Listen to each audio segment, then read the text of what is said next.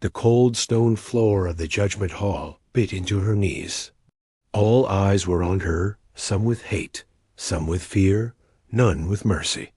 Lyra kept her head down, her long silver hair tangled and dirty, her wrists bound in glowing cuffs. She was no longer a princess. She was no longer welcome. You are hereby banished, the high voice declared. You will be sent to the humans. Let them do as they wish with you. Gasps echoed through the great chamber. The humans, the Deathworlders, the monsters who had turned entire star empires to rubble in past wars, giving one of their own especially. A woman to a human was not just exile. It was a silent execution. Lyra felt the weight of every stare. She had always been different, too soft, too curious. When she spoke against the destruction of a weaker planet, her own council had called it betrayal. Now they made an example of her, not with death, but with something worse, shame, and the unknown dot as the guards dragged her out. She heard whispers. She begged to die. No human shows mercy. She's already gone. But Lyra did not cry. Not yet. The transport ship was old and loud. Metal walls groaned, and the light flickered. They didn't even give her food. Just a sealed crate with her inside, like cargo. The cuffs remained tight. Her arms ached. Her heart hurt more. They passed through human territory in silence. The stars changed. She felt it how close they were. To Earth's edge. Everyone feared this part of space. But no one ever came back from here to speak of what truly happened. When the ship finally stopped, a hatch opened. A bright light flooded in. Lyra blinked hard, barely making out the tall shadow standing just outside. Not a soldier. Not in armor. A man. A human. He stepped forward, and for the first time, Lyra saw his face. Strong jaw. Simple clothes. Sharp. Brown eyes that looked right through her, yet held no cruelty. Just calm. This is her? He asked, voice steady. She's yours, the pilot spat. Do what you want. She's been sentenced. And then they left. Just like that. Engines roared, and the ship rose into the sky, leaving her alone with the human. She waited for the pain. She waited for the strike. But he didn't move. He walked over, looked down, and bent beside her. Gently, he touched the cuffs, and with a soft beep, they unlocked. Lyra's arms fell limp. She stared at him, confused. You're not going to hurt me? She whispered Dot. He shook his head. No. Why? Why not? She asked, voice trembling. Because I'm not your enemy. He replied, and because where I'm from, no one lays hands on a guest. She looked up into his face. He offered his hand, not to command, not to pull, but to help. She didn't know why, but she took it. Asterisk, the path to his home was long and silent. Lyra walked behind the human, unsure of what to expect. Every step on the soft ground felt strange.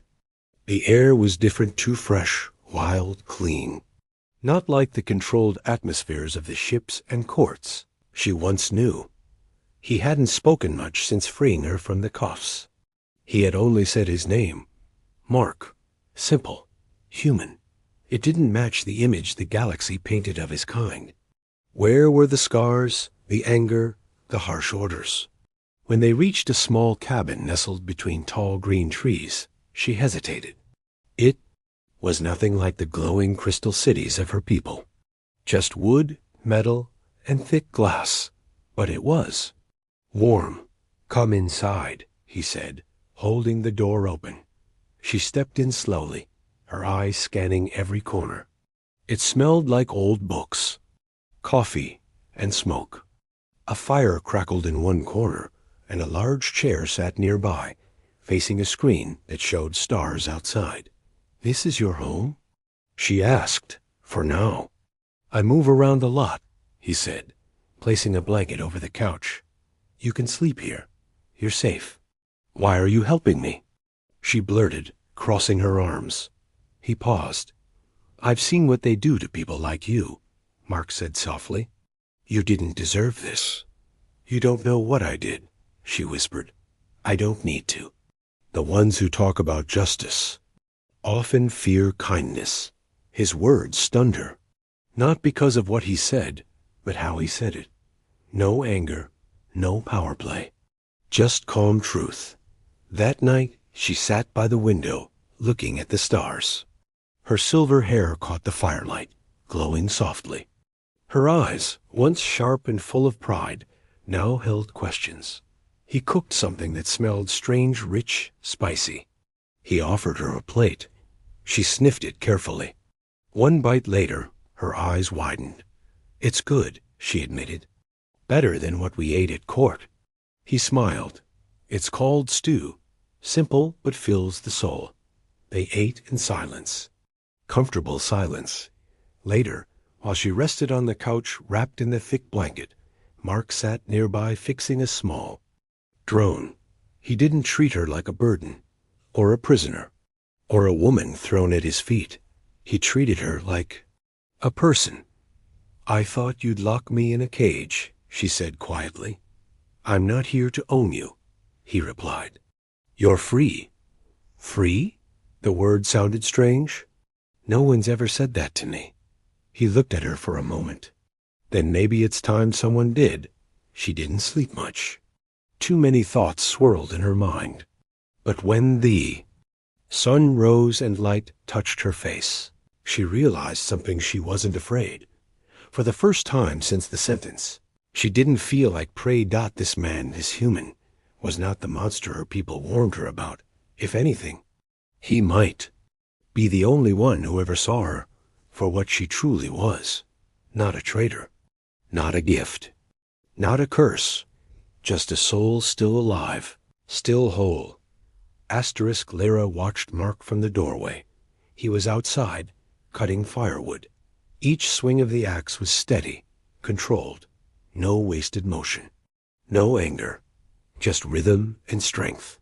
It reminded her of the warriors back home, but they always fought to prove something. Mark wasn't proving anything. He was just living. She crossed her arms, confused. Why was he alone out here? No soldiers. No robots, no servants. Why do you live so far from others? She asked once he returned inside, wiping sweat from his brow. He placed the axe near the wall. Out here, I can think. People talk too much in the cities, and they forget how to listen. She tilted her head. Listen to what? To the quiet, to the earth, to the part of yourself that doesn't need noise. That was not the answer. She expected later that day. Mark offered her a coat and boots. If you want to walk, the forest trail is clear today. Is it safe? He smiled. Safer than where you came from. They walked together beneath the tall trees. Leaves whispered. Above, birds chirped in the branches.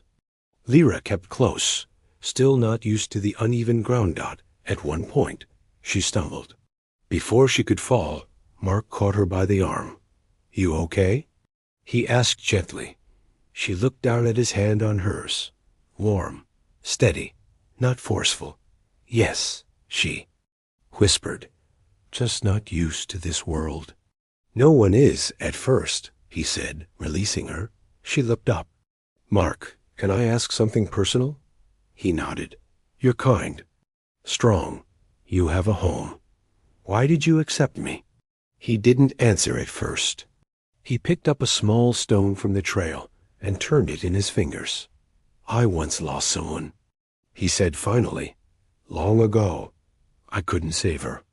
Ever since then, I told myself if I ever got the chance to help someone who had no one, I would. Lyra's breath caught. He wasn't just a kind man. He carried pain, too quiet pain, hidden behind calm eyes. I'm sorry, she said softly. Mark shrugged. That's life. You lose people. You carry their memory. You try not to let it turn you bitter. They stood there in silence. A breeze passed between them. For the first time, Lyra felt something new. Respect.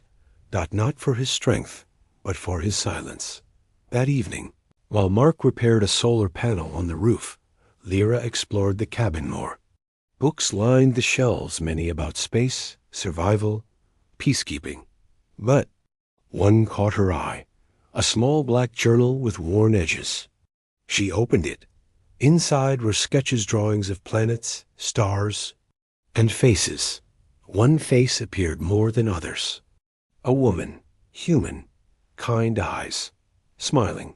She closed the book quickly. When Mark came back in, he noticed her quiet look. You found her picture, didn't you? Lyra nodded. She was someone important. He gave a sad smile. She was the best of U.S., a doctor, a fighter. She believed in peace, even when everyone around her wanted war. She would have liked you, he added. Lyra didn't know why that made her heart feel warm. That night, before she fell asleep, Lyra whispered into the dark cabin, unsure if he was still awake. I thought all humans were monsters. Mark's voice came, quiet but firm. Then I guess I have work to do. Lara stood in the garden Mark had built behind the cabin. Rows of green plants lined the soil, reaching up to the soft morning light. She touched the leaves gently, feeling the life inside them. It was quiet here, peaceful, but inside her, a storm was brewing. She thought she had left it all behind. The court, the voices, the accusations. But dreams had started to return. Faces from her past. Her mother's disappointed gaze. The sharp voices of the council. A moment they chained her wrists. You defended them. You questioned the command. You chose weakness. You are no longer one of us. Even now, their words echoed like sharp glass in her mind. Mark found her staring into the distance. Bad dreams? He asked. She nodded, not turning. I keep seeing them. The ones who cast me out. They called me a traitor. Because I spoke for peace. Mark sat on a nearby bench. Sometimes speaking truth makes you the enemy. She looked at him. Have you ever been cast out? He nodded. Once I stopped a mission. It was the right thing to do, but the higher-ups wanted action, not questions. What happened? I left. Found my own path. She turned to face him fully. Do you ever regret it? Mark was silent for a moment. Then he looked up at the sky. Not once. Later that day, a message came through the old COM panel inside the cabin. A flashing red signal blinked slowly. Mark stared at it, then pressed a button. A voice filled the room. Unknown human vessel. You are harboring a dangerous alien. Release her or be marked as hostile. Lyra froze. It's them, she whispered. They found me. Mark's jaw tightened. How? They must have tracked the transport ship. I wasn't meant to live long, if they knew you kept me alive. He turned off the message. I don't care. Lyra stepped closer. Mark, they're serious. The council my people, they don't. Forgive, they erase. I'm not afraid of them. But you should be. I was once one of them. Mark's voice was steady. Not anymore. That night, Mark loaded supplies into a hover sled. We'll head to an old shelter in the hills. He said, they won't scan that deep. Lyra watched him. He was calm, focused. Like nothing had changed. Why are you doing this? She asked. You could just hand me over. Say you had no choice. He turned to her, eyes hard. Because they already took enough from you. I won't let them take more. Her voice trembled. Even if it costs you everything? He stepped forward, gently brushing a strand of hair from her cheek. Some things are worth the cost. Lyra didn't move. Her heart beat faster. In her world, kindness had always come with a price. But this felt different. Real, pure, human. As they left the cabin and headed into the hills, Lyra looked back one last time. Smoke curled gently from the chimney. Light glowed inside. A small home, simple, quiet dot. It wasn't much, but it had become the only place that had ever felt like hers. Asterisk, the shelter was hidden deep in the hills, built long ago by survivors of the first human wars. It was part stone, part metal, and completely buried under earth and thick trees. Lyra and Mark entered through a hidden hatch, sliding down into a cold, quiet tunnel. "I built most of the upgrades myself," Mark said, lighting the path ahead. "No signal comes in or out." Lyra nodded, wrapping the blanket tighter around her. She was tired, her body aching from the walk, her mind heavy from fear. But inside the shelter, it was quiet. Safe. For now. Hours passed. Mark checked the scanners. "They're sweeping the area," he said, frowning. "But they haven't found us yet." Lyra sat beside him. "They won't stop. I know. You don't have to protect me," she whispered. "I'm not." "Your people." Mark looked at her. "No," he said. "You're better." That stunned her. "You stood alone," he continued. "You knew what they were doing was wrong, and you spoke up. That's braver than most humans I've met." Lyra looked away, eyes shining. "And they threw me away for it." Mark leaned closer. "Their mistake." Later, she explored the shelter, small, but strong. One room had old human flags, dusty weapons, and photos of people long gone. Another had shelves of food, medical supplies, and thick survival books. She found one book open on the desk. "To lead is to serve." She ran her fingers over the words, remembering the court's twisted version of leadership, power, control, obedience. But this book spoke of something different: kindness, strength, and silence. The kind of strength Mark showed every day. Night, as the wind howled outside, they sat near a heater, wrapped in thick jackets. Mark noticed her shivering. "You're freezing. I've never felt cold like this before." He unwrapped his coat and placed it around her shoulders. "You don't have to." "Lyra," he interrupted, voice soft. "You're not a prisoner. You're not an exile here. You're just someone who needs warmth." Her eyes met his. No one had ever treated her like this. Not with pity, not with control, but with real care. She leaned slightly against him. Just for a moment. He didn't move away. But the peace didn't last. A sound echoed through the shelter, distant, sharp, metallic. Mark jumped to his feet. They found the old landing zone. Lyra's heart raced. "How long do we have?" "Not long. Maybe minutes." He handed her a small pack. "If I don't come back, follow the red markers through the east path. It leads to the old mining caves. Stay hidden." "I'm not leaving you," she said firmly. "You might have to." "No," she said again. "I was thrown away once. I won't leave someone who chose to stand by me." For the first time, Mark looked at her, not with calm, but with pride. "And let's face them together." As they climbed the hatch ladder and stepped out into the cold night, Lyra saw the sky burning, red ships descending, engines roaring. But she wasn't shaking. She wasn't afraid, because the man beside her wasn't just a soldier. He was the only kind of king the stars had never known. One who fought for the forgotten. And stood for the broken. Asterisk. The sky above the forest burned with red streaks. 3 alien scout ships hovered low, scanning every tree, every stone. Their engines hummed like warning drums, cold and precise. This wasn't a search. It was a message. Surrender or be erased. Mark stood at the ridge, pulse rifle in hand, eyes locked on the lead vessel. Lyra stood beside him, wearing the same coat he'd wrapped around her the night before. Her eyes weren't soft anymore. They were clear, sharp, steady. "I know this ship model," she said.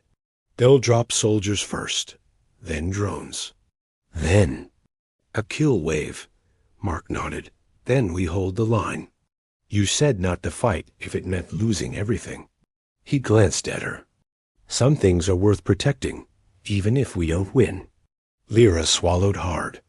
Then we fight together. The first drop pod crashed into the clearing with a flash of blue light. Alien soldiers emerged tall, cold-eyed, armored in black. Mark fired first. His shot hit clean one down, then another, but there were too many. Lyra ducked behind a fallen log, grabbing a pulse pistol from Mark's gear. "I've never used one of these," she yelled. "Then today's your training day." She pulled the trigger. It kicked hard, but her shot hit. Another soldier fell. She gasped. Not from fear, but from the strange feeling rising inside her. For once, she wasn't running, Doc. She was standing. More pods dropped. A second wave charged. Drones circled the sky. Mark shouted, "We need cover." They fell back toward the cliffs, using rocks and trees to shield their retreat. Mark's shots were precise. Lyra backed him, each blast steadier than the last. Then a bright light flashed behind them. A larger ship landed in silence. It didn't fire. It didn't open. Then a voice boomed from it, deep, cold, final. "Hand over the exile. The human will be spared." Lyra's heart sank. It was the Council's voice, the same one that had sentenced her. Mark looked at her. "If you want to go, I won't stop you." She stared at him, chest tight. Her past stood behind that ship, her people, her world. If she walked forward, it would all end. Maybe they'd forgive her. Maybe they'd lie and say she never existed. But then she looked at Mark. Dirty, bleeding, breathing hard, still standing, still protecting her.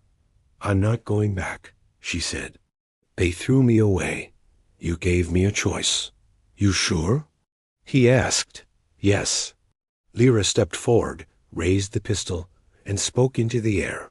"You call me exile, but I've found my place. And it's not with you," the voice replied coldly. "Then die with the human." But before the ship could fire, Mark activated something on his wrist. A hidden beacon flared red. "What is that?" Lyra asked. "Insurance," he said. "Old friends owe me favors." Within seconds, the sky cracked with thunder. 3 Terran warships uncloaked above the clouds. Sleek, deadly, beautiful. The enemy. Ships froze. Then they began to rise. Fleeing. Running. Because they knew. You never touch what a human protects. Minutes later, silence returned to the forest. Smoke drifted. Fires cooled. Mark and Lyra stood together, shoulder to shoulder. "You called warships?" she asked in disbelief. He chuckled. "Didn't want to, but I knew they'd come if I lit the signal." "And they just showed up?" He shrugged. "They don't ask questions when the beacon says I'm in trouble." She looked at him with wide eyes. "What are you, Mark?" He smiled softly. "Just a man who keeps his promises." Asterisk. The fire crackled softly in the shelter's hearth. Outside, the forest was quiet again. No ships in the sky. No voices calling for surrender. Just peace. Lyra sat across from Mark at the small wooden table. Her fingers traced the edges of a ceramic cup filled with warm tea. The bruises on her arms were fading. So were the doubts. In her heart, she looked at him. He wasn't just the man who saved her. He was something more, though she still couldn't put it into words. "You could have let them take me," she said quietly. "You had every reason to." Mark didn't look up from the datapad he was repairing. "Yeah, but I don't leave people behind, especially not the ones who stood up when it mattered." Lyra leaned forward slightly. "I was banished, given away like trash, and you treated me like I mattered." Mark finally looked up, his voice calm. "Because you do." The next day, they stood at the edge of the high ridge, overlooking the land below. From here, the forest looked endless green hills and rivers, winding into the distance. No ships. No soldiers. "I've decided," Lyra said. Mark turned to her. About what? I'm staying. I don't want to run anymore. His expression softened. You sure? They'll come again. Maybe not tomorrow, but someday. She nodded. Let them. I'm not the same woman who arrived in chains. He smiled. No, you're stronger now. She stepped closer. And not just because of me. You showed me something rare. What's that? She touched his hand gently. What a real leader looks like. What a king should be. Mark chuckled. I'm no king. You are to me, she said, not because of power, but because of how you chose to use it. You didn't take control. You gave it back. He didn't reply. Instead, he reached into his jacket and pulled out a small pendant. Simple metal. Old. He pressed it into her hand. This belonged to someone who believed in peace above all, he said. She once told me, a true leader lifts others up, even when it breaks him. Lyra clutched the pendant tightly. Then she would have liked us both. Weeks passed. They rebuilt the cabin together, stronger walls, wider rooms. Mark taught her how to hunt, how to wire solar panels, how to grow food that fed more than just the body. And Lyra taught him too. Languages, lost history, songs from her people. Together, they created something new, not just survival, but life. One evening, while planting seeds near the riverbank, Lyra paused. What would you say, she asked slowly, if I called this home now? Mark looked up from the soil. I'd say it always was. You just hadn't seen it yet. She smiled, eyes glistening. You were never cruel, but you were always strong. You never raised your voice, but you made me feel heard. She stepped close. You didn't just rescue me, Mark. You gave me back me. That night, stars lit the sky in thousands of colors. The forest sang softly in the dark. And in that small home on a forgotten world, an exile and a warrior sat side by side, no longer strangers, no longer lost. And in the heart of that silent land, Lyra whispered into the quiet. They banished. Me expecting me to break, but I found a king instead. The end. Asterisk.